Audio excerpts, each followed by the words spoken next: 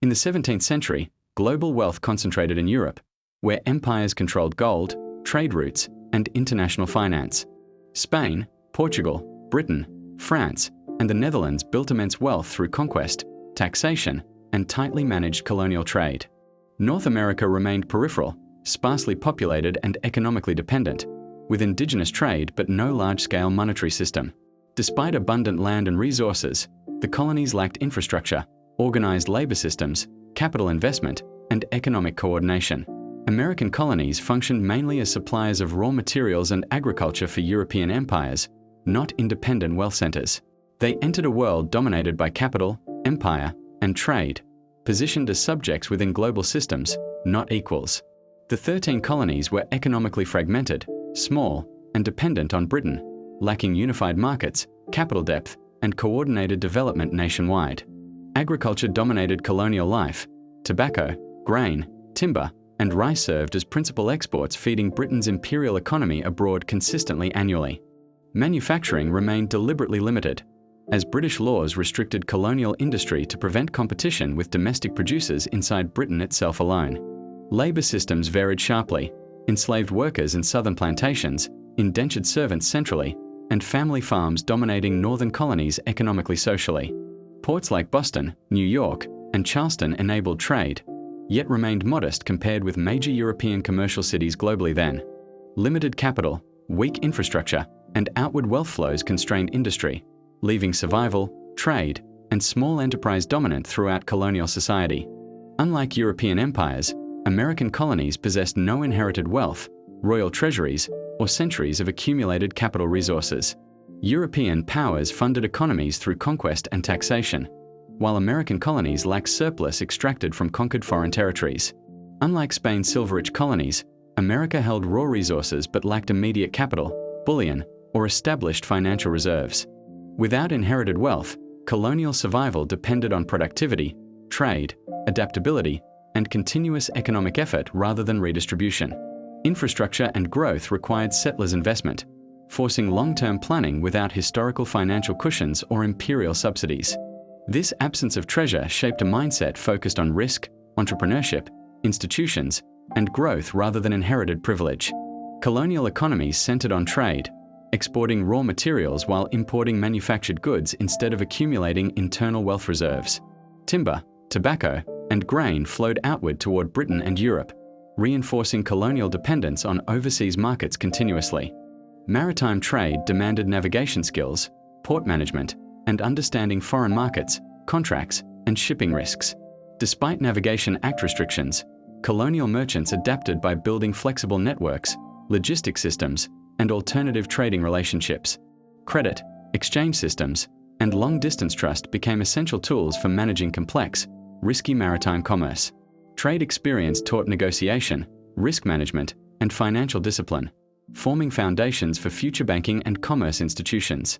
British legal institutions shaped colonial economies, providing rules for property ownership, contracts, and commerce without requiring imperial treasure or subsidies. Common law courts created predictability, allowing distant settlers and merchants to trust agreements enforced across colonies and generations reliably nationwide. Legal documents, seals, and written contracts replaced personal trust, enabling complex trade networks spanning ports, farms, and inland towns regionally. British financial tools like bills of exchange and insurance allowed commerce to function without moving physical gold overseas between empires. Institutions compensated for poverty by teaching planning, accountability, and risk management, shaping disciplined economic behavior over time for colonial society. After independence, these inherited systems enabled banks, credit markets, and scalable enterprise, accelerating American economic expansion rapidly during early republic. Colonial populations were small initially, yet immigration and natural growth steadily expanded communities across 17th and 18th century America slowly. Settlers encountered vast arable land, forests, and rivers, providing resources for farming, settlement, trade, and future economic opportunity growth expansion. Unlike Europe, colonial land access was broader, allowing ordinary settlers property ownership instead of aristocratic concentration and inheritance systems dominance. Growing population combined with abundant land pressured economies toward agriculture, commerce, entrepreneurship, and continuous expansion beyond subsistence survival needs alone. Labor systems varied regionally. Family farms dominated north, enslaved labor south, indentured servitude common across middle colonies economically, socially, structurally. Land availability and necessity encouraged mobility, experimentation, and self-reliance, linking economic progress to individual effort rather than inherited privilege wealth. Before independence, colonies lacked centralized authority, relying on separate local governments to manage economic life independently across diverse regions separately.